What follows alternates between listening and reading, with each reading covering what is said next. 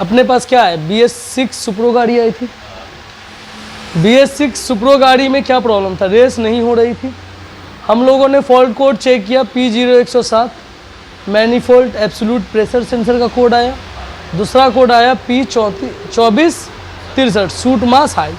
Metre के अंदर क्या हो रहा था, मीटर के अंदर एक तो चेक लाइट ऑन हो रही थी, एक यूरिया की लाइट आ रही थी। एक चेक लाइट ऑन हो रही थी और एक यूरिया की लाइट आ रही थी।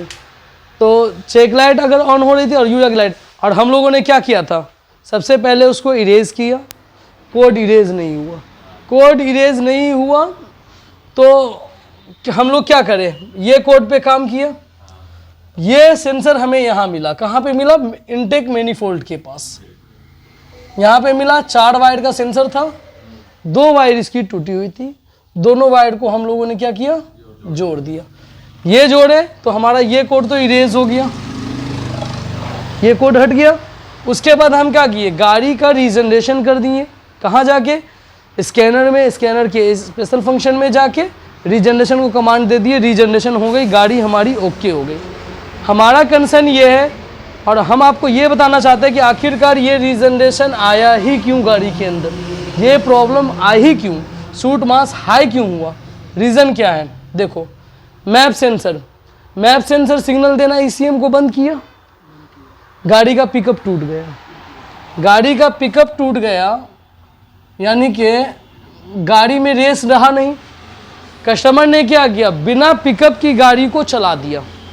तो चला दिया तो ECM से जो सिग्नल आ रहा है मोटर को, ये मोटर यूरिया का तो चल रहा है कंटिन्यूसली, यूरिया फिल्टर में जा भी रहा है, फिल्टर में जाके जमा होता गया, इसको इंजेक्टर खींच नहीं पाया।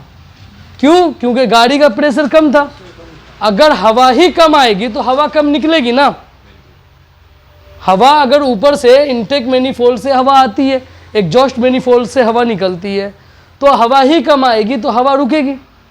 तो हवा को रोका गया, रुक गया, जिसके कारण ये फिल्टर क्या हुआ, पार्टिकुलर डीजल पार्टिकुलर फिल्टर, यही होता है DPF।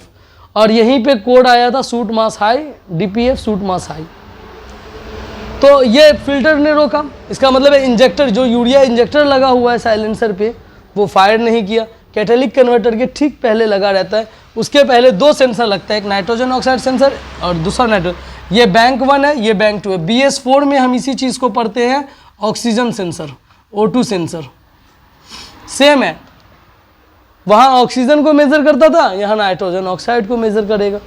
सेम है, कैटेलिक कन्वर्टर सेम होता है। इस पर टेम्परेचर सेंसर सब लगा दिया गया है ताकि वो टेम्परेचर को मेज़र करता रहे।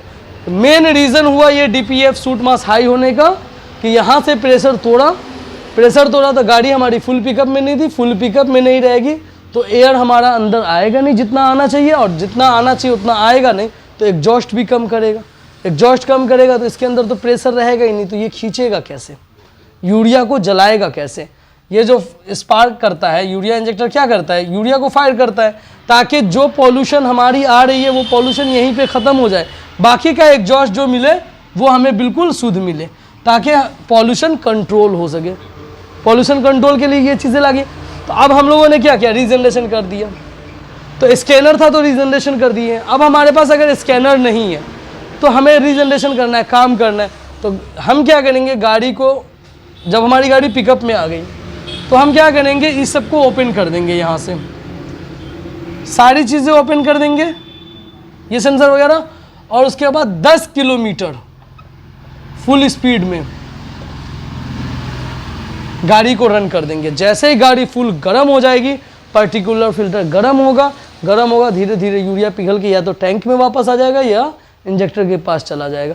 जब वो लिक्विड फॉर्म में आ जाएगा तो अपनी अस्थायी अवस्था में आ जाएगी, उसके बाद फिर उसकी वर्किंग चालू हो जाएगी। क्लियर, ये चीज़ें समझ में आई? चलिए इसको नोट डाउन कीजिए।